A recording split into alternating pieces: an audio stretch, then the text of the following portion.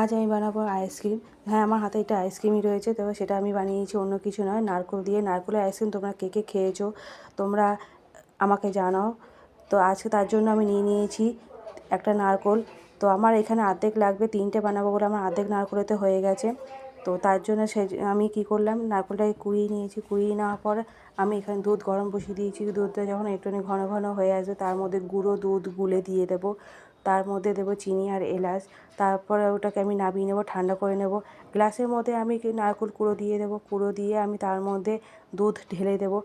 তারপর পুরো ভর্তি না, পুরো খালি না, মাঝ বরাবর রেখে দেবো। আমি একটা প্লাস্টিক চাপা দিয়ে দেবো। প্লাস্টিকের ঠিক মাঝখানে একটু ফুটো করে আইসক্রিমের যে কাঠি বা স্টিকগুলো আছে ঢুকিয়ে দেবো।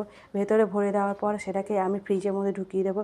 বেশ কিছুক্ষণ নামানোর পর দেখো কত সুন্দর হয়ে গেছে আমার নারকেলের আইসক্রিম। তোমরা ঘরে সবাই বানাও, দেখো, আর আমাকে কমেন্ট করে বলো কে কে খেয়েছো নারকেলের আইসক্রিম।